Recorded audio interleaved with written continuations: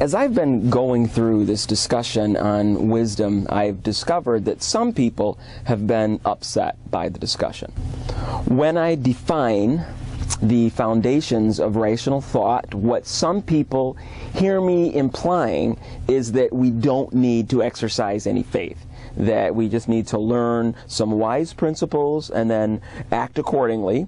And if we learn about wise things and act wisely, making better choices, then our lives are guaranteed to turn out well and we'll end up happy people. And we don't really need to exercise any trust in God or rely on God or follow God if He tells us to do something irrational, because we'll completely be living according to the laws of rational thought.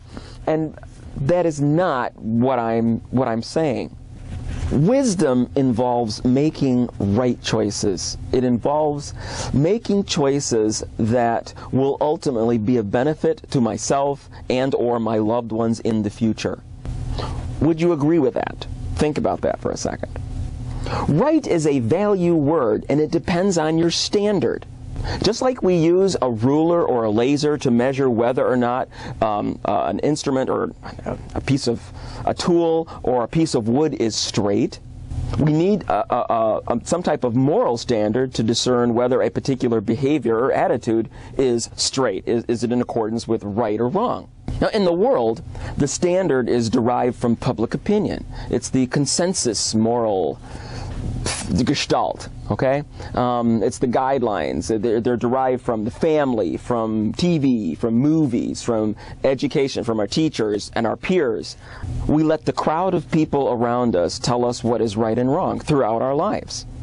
We let the general public dictate what we accept as acceptable and normal and what we should be disgusted by, what we should find abhorrent. As Christians, we have an advantage in this race to see who gets to the fulfillment finish line first. If it's not really a race, but I'm using that to give you some imagery here. God has given us divine revelation in the Bible, and He's told us what the standard is. As an individual, when I read the Bible, I learn what behavior is in accordance with God's perfect will for me. I see what the perfect standard should look like. I should be generous and not selfish. I should be kind and not cruel. I should be brave and not cowardly. I should exercise self-control with regard to my appetites and not addicted to pleasure from any source. I need to be truthful and not deceptive. Okay. To the extent that I'm living according to biblical mandates, I am living wisely. It means that I'm making obedience to God my first priority.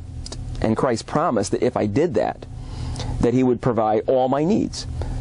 As the verse says, seek first the kingdom of God and His righteousness, and all these things shall be added to you, everything that you really need. And it's not, I don't think that just includes food, clothing, and shelter, but also the psychological needs and emotional needs as well. You are pursuing wisdom when you make a sincere effort to learn what the laws of the universe are. What are the rules of conduct, the universal rules of conduct? Think about it. If Christ really rose from the dead, then that suggests very strongly that He was who He claimed to be, which was the God of the whole universe, the God of all universes, outside of time and space, the creator of us, the engineer behind everything. Now, if He was God, it stands to reason that He had the ability to enable His followers to relay truth from God's perspective. Therefore, it stands to reason that the laws of conduct, the moral virtues that are presented, and the vices that are presented in the Bible are in accordance with the God of the universe, and therefore, these do represent the universal standard. Not that everybody accepts that standard, okay? I'm not saying that. I'm saying that elements of that standard are in us, and I've had other talks that dealt with that, and this is not one of those. But what I'm saying is that these laws apply to everybody. If we violate them, there are consequences. If we obey them, there are rewards inherently built in. That's what I'm talking about. As a sentient human being, how should I react? What should I deem as most important? What should I devalue? What should I completely stay away from under all circumstances? What should I do with my free will? But I'm pursuing it on a deeper level when I am starting to live accordingly. As you start to live like that, your life becomes more aligned with God's perfect standard. And the corollary of that is that there is less deviation from that perfect moral standard. Now the question comes up, doesn't anybody just naturally have that moral standard down? Is there somebody who just comes from a really great family or has these great genes so that they don't have to work at it, so that they naturally just follow it? Why does it have to be so hard? Why does it require voluntary education? Well, for one thing, none of us are good enough. As you know, the whole thing about Romans 3:23, saying that all of us are sinners, if you will, all of us are imperfect. And that whole sin thing is like, remember, that was originally an archery term.